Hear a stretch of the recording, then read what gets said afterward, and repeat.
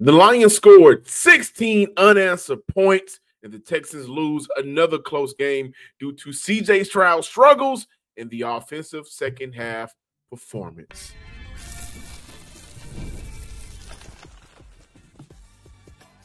You are Locked On Texans, your daily podcast on the Houston Texans.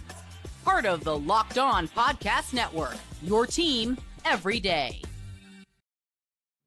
Battle Red Nation, I'm credential media member and Texans football analyst John, some sports guy Hickman, alongside Texans credential media member and the man with the big hat, the even bigger smile, Brian Big Sars Bearfield. Thank you for making us your first listen of the day and being an every day of the show, which is a part of the Locked On Podcast Network family, your team every day. We are talking about another loss due to the second half collapse, Sarge. A still offensive second half, and that led to 16 unanswered points. The Texans lose another primetime game. We'll talk about the ramifications from that.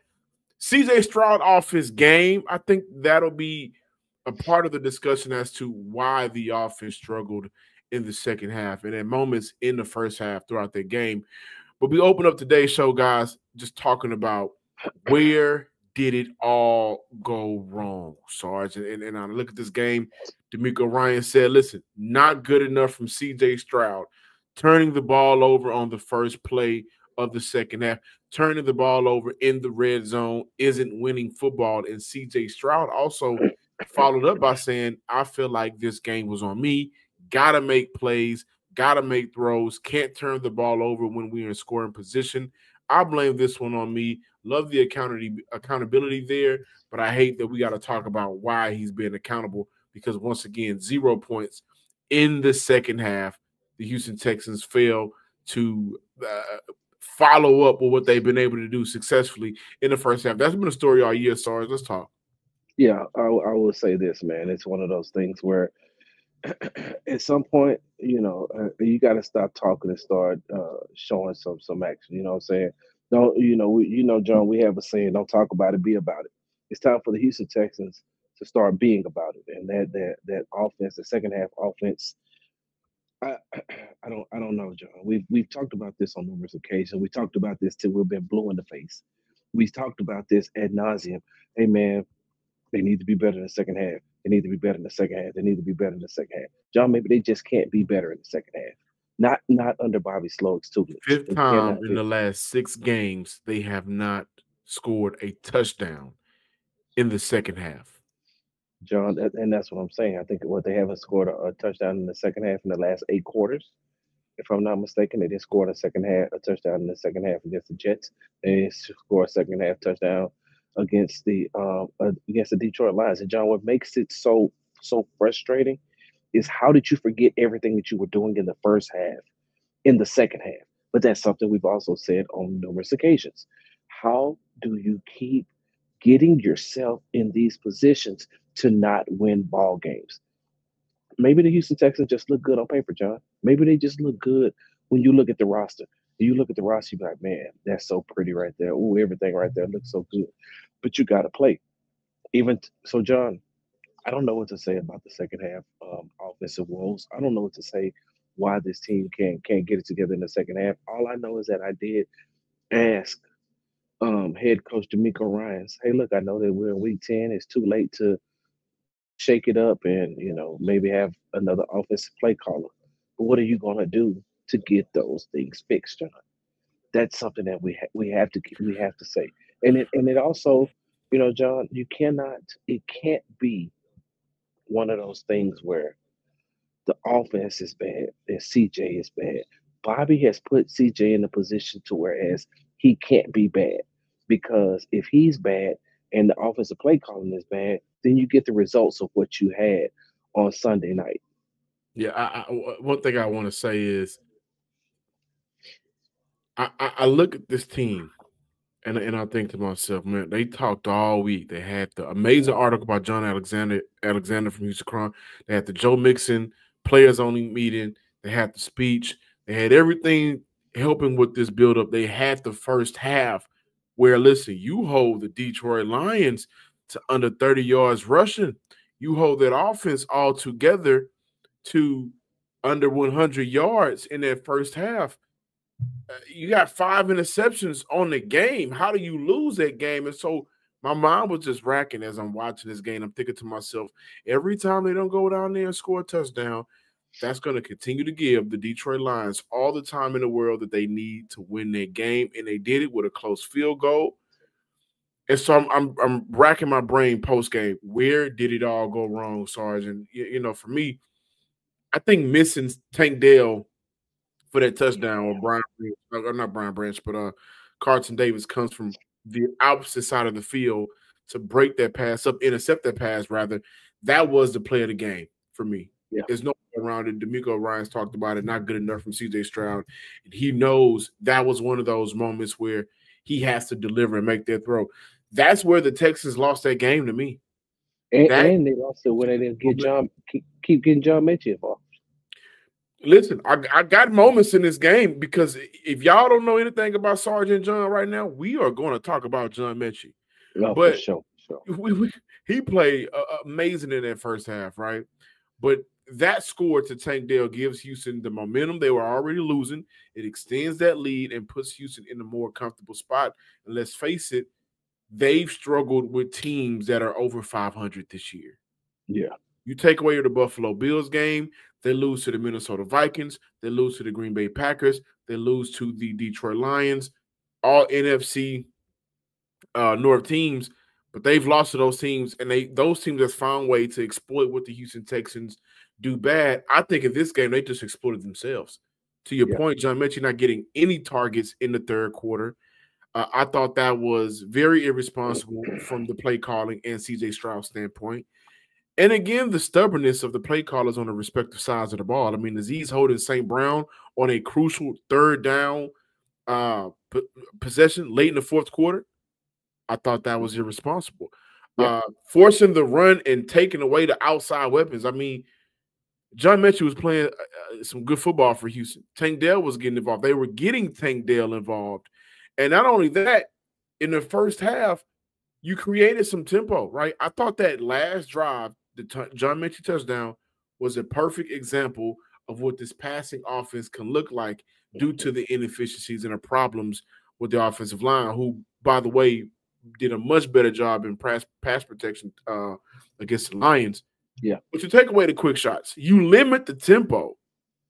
And so you pick one of those moments. CJ missing Tank Dell, not getting John Mechie involved in the third quarter when he was really helping your offense, the stubbornness from D'Amico Ryans in terms of matchups late in games or taking away the offensive tempo.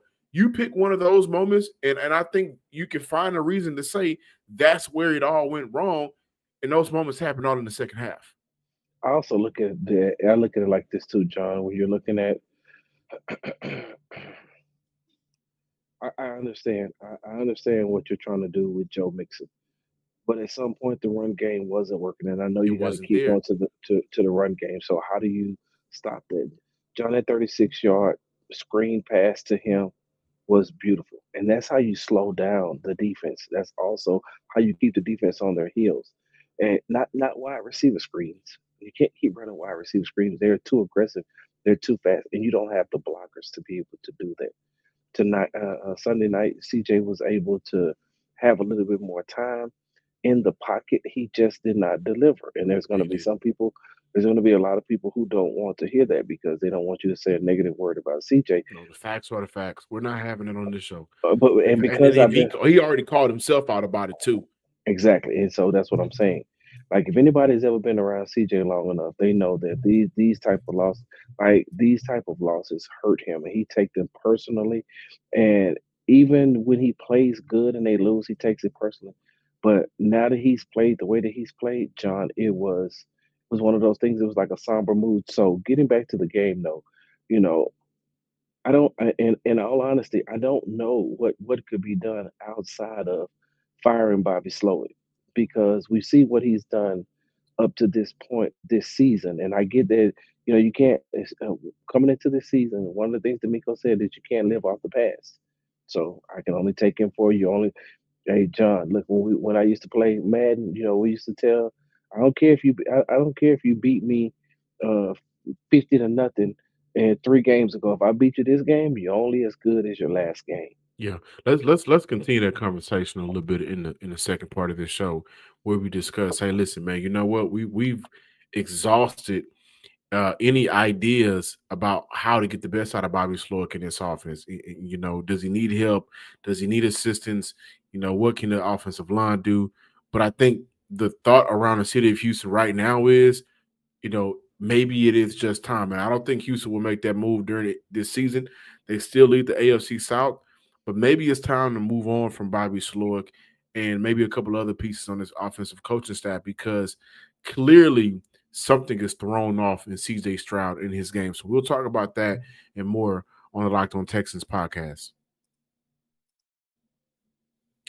Our friends over at 5 Hour Energy know that being a passionate football fan isn't just a hobby.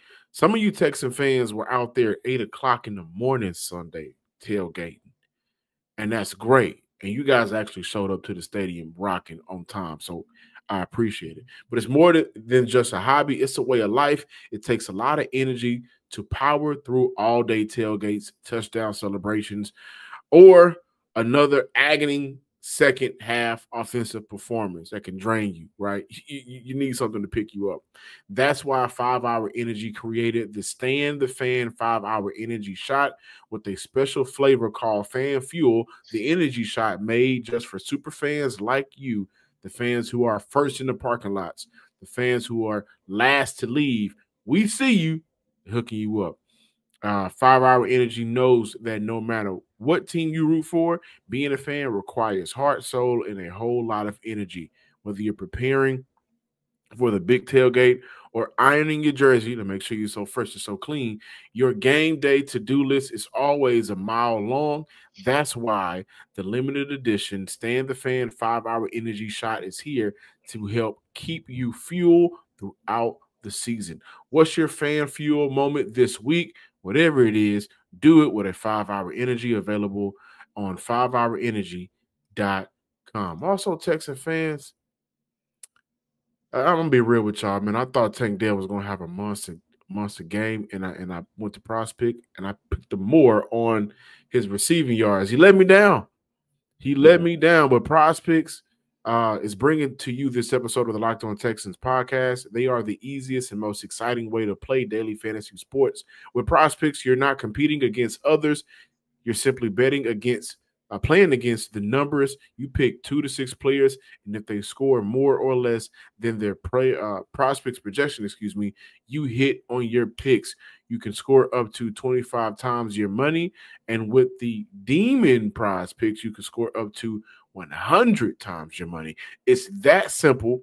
With the NFL season heating up, Prospects offers projections on everything from passing yards to touchdowns, even rush attempts, so you're never out of options. Plus, the app makes it easy to check live entries, cash out, and edit your picks. Sign up today and get $50 instantly when you play $5 with code Locked On NFL. You don't even need to win to receive the $50 bonus. It's guaranteed. Prospects also offers weekly promotions that can lead to big payouts like Taco Tuesday.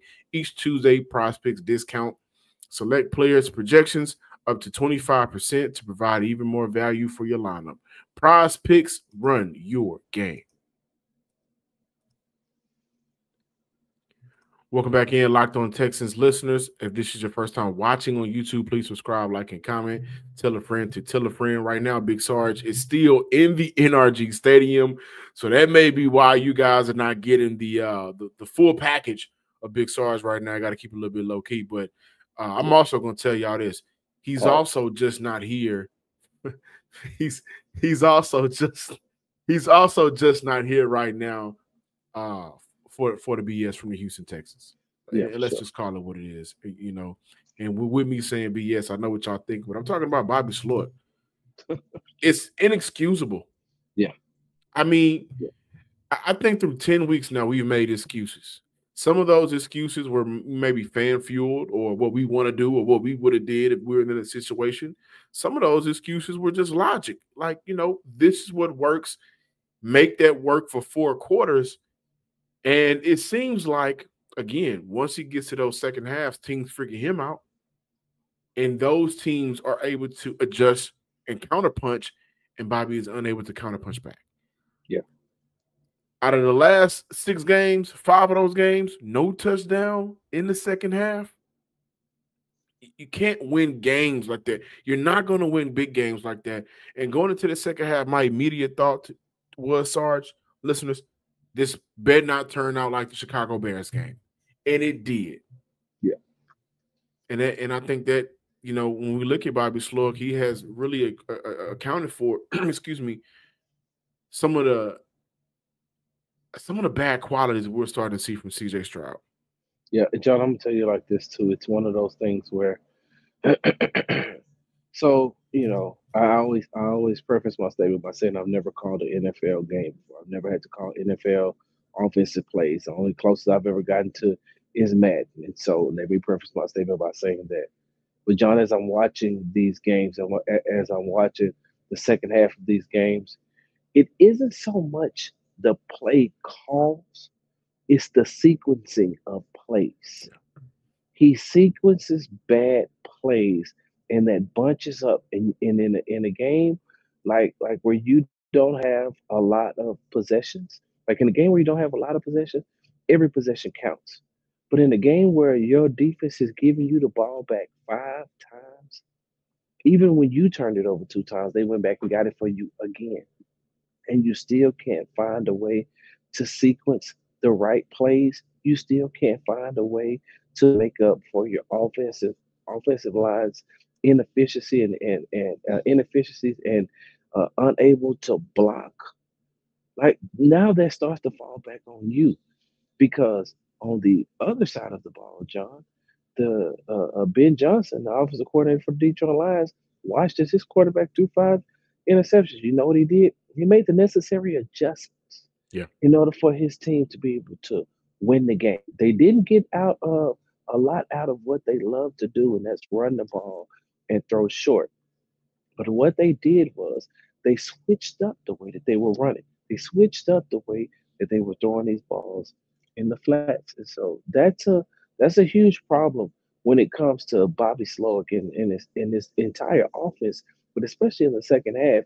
You need to go in. Bobby told us last week that, there's no special sauce. So, there's nothing that's going, really different in the second half. And like I said here before, that's because you're not doing any changes. Ain't no special sauce because you keep using you double dipping in the same sauce.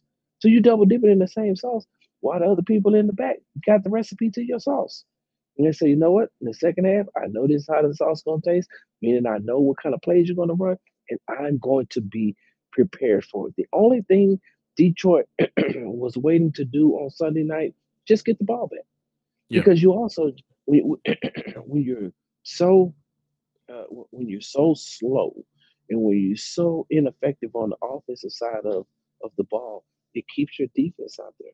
So Detroit's like, hey, we can get back in the game. As long as our defense performs, then our offense will step up. And that's what happened. 16 unanswered points in the second half. That's the story of this game. You mentioned in the defense, listen, we got to give a lot of credit to those guys. Holding Detroit to 7 points in the first half, under 100 yards, like I already mentioned, that explosive running attack for the entire game only resulted in 105 yards. They were sitting at, I think, 150 coming into this game. And again, majority of those yards came in the second half. But look at how long the defense was sitting out there. When I look at is CJ Stroud off his game, I think so. I think those hits have gotten to him. I don't see the calmness in the pocket as much as we saw before those hits started rolling in, specifically going back to last year. I think his throws are getting away from him a little bit. Also considering some of those guys, he may not be used to throwing the ball to as much. Hutchinson, he hasn't really been out there catching passes a lot from the Houston Texans quarterback, and CJ Stroud, but I do think he's off his game. And I think that's probably the main argument to why Bobby Slug should be moved on from in this offseason. Yeah. Because, listen, we gave you everything if I'm the franchise, from Cal McNair on down. Okay, we had a conversation. We needed to know what we needed to make this team and this offense go. We've gotten everything we needed for the defense, and those guys are performing. I mean, they had a stellar game. 5 interceptions is 5 interceptions. Yes. Right. And shout out to the rookies, Kalen Bullock and Kamari Lassiter. They combined for 3 of those interceptions. But when your defense goes out there and do that, there is no more question behind why we lost the game outside of our offense couldn't put up any points in the second half. And stopping that Lions running game too. And stopping that Lions running game. I mean, but for CJ, I think that the marriage between those two just isn't going to work. Yeah. One thing that I asked CJ early in the year was about tempo, man. How important is tempo for this team? And he mentioned all of the great teams that he's watched growing up. Mentioned the Patriots, mentioned the Rams. All of those great teams, they play with a tempo about themselves. And look, I think the proof is in the pudding. On that final drive going into halftime, look how easily they were able to move the ball because look how quickly they were moving. In the second half, they got still again. Yep. Got real still again. In their first play of the game, I understand that Carlton Davis picks off CJ for a target meant for Tank Dell. But after that, it seemed like that's where we saw Bobby Sloyd back into the shadows again. Yeah. Now I got to play conservative. Now I have to play call for a game where I don't want to win instead of play calling for a game I want to. I mean, I don't want to lose instead of play calling for a game I want to win. It seemed like every drive he played for the 3. And you know what? And how many times have you seen that? How many times have you seen put so much faith in Kaimi Fairbairn's leg? Like, look. Listen, can I say something? Oh, yeah. On 4th and 4, in that moment, given how that game has been going, I'm not trusting Kaimi Fairbairn in that moment. I'm giving the ball back to my quarterback. I'm going for it. I'm giving myself a real shot at this. He was 58 yards out. He's made some long ones, but as of late, he's been inaccurate.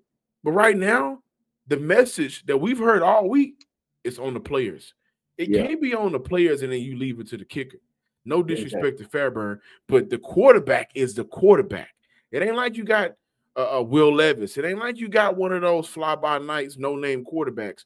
You got a quarterback coming into the season that was a lot of people favorites to be all pro. So on 4th and 4, you put the ball in his hands. Yes. And we've seen a lot of that this year where it's just like I'm taking away the groove and the tempo and the trust from our quarterback, and then we sit back and say, well, how are we going to expect for him to perform when that's happening? How often do we say, Sergeant, I'm sorry to go on this rant, look how many times they rotate guys in and out. Yes. Guys are not able to get on the groove. And oh, by the way, listen, I'm sitting back and I'm thinking to myself, my offensive line ain't good neither. Yeah. So I got a bad O-line where I'm getting sacked 9 times in one game. My play caller ain't trusting me. He's rotating guys in and out. Can't get a good groove going. And I can't move with a tempo. Yeah, this offense is going to be bad, especially when teams know exactly what we're going to do in the second half. John, he's out thinking himself. He's thinking entirely too much. You know what? The one thing that I used to say about Davis Mills was, the one thing that I loved about watching Davis Mills, when Davis Mills was on, you could tell he wasn't thinking. When Davis Mills was just playing football, literally just playing football, he's not a bad quarterback at all.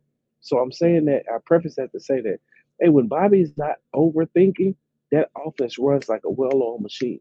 But when he gets to overthinking, John, a double reverse, my guy, a double reverse after you ran a halfback fade pass to your quarterback last week, like these my issues with that is you don't have the personnel up front to do that. Yeah.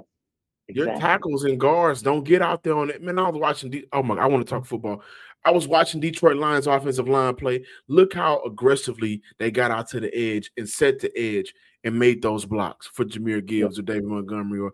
You don't have that here in Houston. So the smart play is use what you got to get what you want. But you're shaking down your leg right now, and it's leading to 0 points in the second half. So as the Texans lose another game in primetime, I know you were pissed off about it. For sure. We could talk about that. We got more on the LockedOn Texans podcast. This ain't one of them happy shows at all.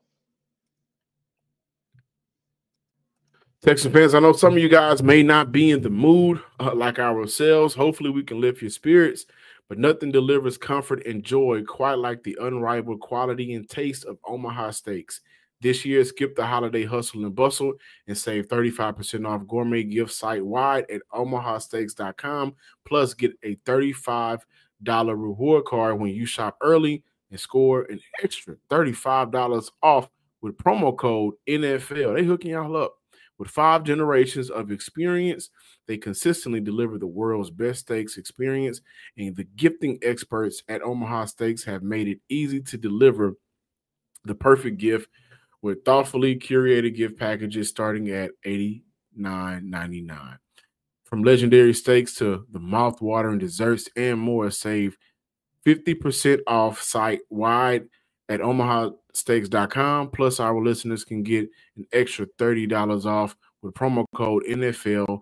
That's promo code NFL and $30 reward card when you shop early. That's 50% off at omahasteaks.com and an extra $30 off with promo code NFL. Minimum purchase apply. And also, Texan fans, great time to hook y'all up. Also, Texan fans, listen up. Get ready to tackle NFL action with FanDuel, America's #1 sportsbook. Right now, new customers can bet $5 and get $150 in bonus bets if you win. The FanDuel Sportsbook app gives you everything you need to place live bets on the NFL all in one place. So when you get that hunch in the middle of the game, you can check out the latest stats, view live play-by-play, and so much more on the same page you place your bet. Just visit FanDuel.com to join today. You'll get started with $150 in bonus bets if you win your first $5 bet. That's FanDuel.com. Never waste a hunch and make every moment more with FanDuel, the official sportsbook partner of the NFL. Welcome back in, Locked On Texans listeners and viewers. Sarge, what does losing another primetime game in the fashion that they lost mean for the Houston Texans? Well, I would like to say that it means a lot, but they still have one more where they can bounce back from, and they have basically 2 more at the end of the season. And I know that game against the Kansas City Chiefs in Kansas City on December the 21st. I think that's a Saturday. I know many won't consider it a primetime game, but it really is a primetime game being played on a Saturday. And then they come back and play that Wednesday on Christmas Day against the Baltimore Ravens. And so, they still have basically 3 primetime games left. If they can win 2 out of those, they could bounce back. But the last 2 weeks, John, has just looked horrible. And it's one thing to hear about how a team struggles. It's another thing to watch it. It's another thing for other teams, players, fans. Like, everybody is watching that game. Everybody watched the Houston Texans collapse on Sunday, and everybody's going to have an opinion about it. That wasn't just a regular 12 o'clock game that was mixed in with other 12 o'clock games, or a 3:25 game Central Standard Time that was mixed in with the other one. Everybody has watched all the football that they could during the day, and now they get them a night game. They get to sit down and watch one team. And they watch the Houston Texans fail on a Thursday night, and more eyes, because it was on regular TV. Well, I think it was on Fox on Thursday night. But back-to-back weeks, John, people have gotten to see the Houston Texans fail. Now they're considering them. They're considering them. Some of them are considering fakes. If you go on social media, someone's like, "Oh, yo, this team's a fraud. It looked good coming into the season. Everything's supposed to do. Oh, we understand that they had injuries. We understand that they're missing some key players." John, it wouldn't have been so bad if they would have if they were getting blown out from the beginning in the Detroit Lions game. If they were getting blown out, then people could say, give them a pass. Hey, they don't have Nico, they don't have Stephon, they don't have Will. They're still playing, they're still competing. Right. They're playing against the best team in football right now. But you play the way that you played, and you should have been up 30, put up at least 30 points, 37 points on this team, and you just collapse, John. It's a failure as up to right now, but they can't rebound from it. I'm one of those people that I'm calling them a fraud team right now. Oh wow. I'm one of those people. Listen, and I think the way you put it is exactly why. It ain't why y'all lost. It's how y'all lost. Yeah. Listen, you ain't gonna. If my thought process going into the second half was, I hope this ain't like the Chicago Bears game, that lets you know the lack of faith that I have in that team to put away some of these games. Yeah. We saw Buffalo come back. Yep. We saw Chicago stick around. We saw the Colts stick around. So we see these bad teams stick around, and you got a team, completely up against the ropes. 5 interceptions. I already mentioned all of the numbers and stats. You got them on the ropes, and you start punching yourself. So that's why I'm calling them a fraud. It ain't because who they don't got out there. Like you said, if they were already up big, it wouldn't have mattered. We would have just said they were an unprepared team, and we would have looked at why they were unprepared. But everybody's sitting down in their seats. Everybody got their hand on the beer and watching this game, and they just see you fall flat to your knees. And that's why I'm calling you a fraud. Brings up that Bobby Sloak situation that people on the national platforms like Mina Kimes has called out and said, it's Bobby Sloak. I didn't mean to cut you off, but I want to say that. But you're right. That's why you're a fraud. And listen, the defensive side of the ball, they have taken on the persona of their defensive head coaches. Yeah. The offensive side of the ball, they have taken on the persona of their coaches. And that's why you're frauds. You're not going to beat a team like Lamar Jackson like this. We just saw what he did with the Ravens. You're not going to beat a team like that. You can't compete with that. Yeah. You can't. You're not going to compete with a team like the Kansas City Chiefs that knows how to get it done. John, they may not be able to compete with the Steelers or the Broncos right now. You're not going to compete with the Steelers who understand what their identity looks like and sticks to it. This team has an identity crisis right now. I think they have a toughness problem up front, but the offensive line did much better. So I got to give a lot of credit to them. I think in terms of pass protection, but this is not a serious team, and they won't be until they prove us otherwise. Yeah. Thank you guys for watching today's episode of the LockedOn Texans podcast. Please subscribe, like, and comment to the podcast on YouTube and wherever you listen to your podcast. Also, give me a follow on Twitter at John_Hickman12. And you can follow me at Big Star Sports on the app with the Z at the end on the app formerly known as Twitter. I know y'all don't like Quiet Sarge. I don't like Quiet Sarge. He's just keeping it professional right now. We will be back with more Texans talk throughout the week. Let's have a good one, Texans fans. Battle Red Nation. We got to stick it out together. Peace.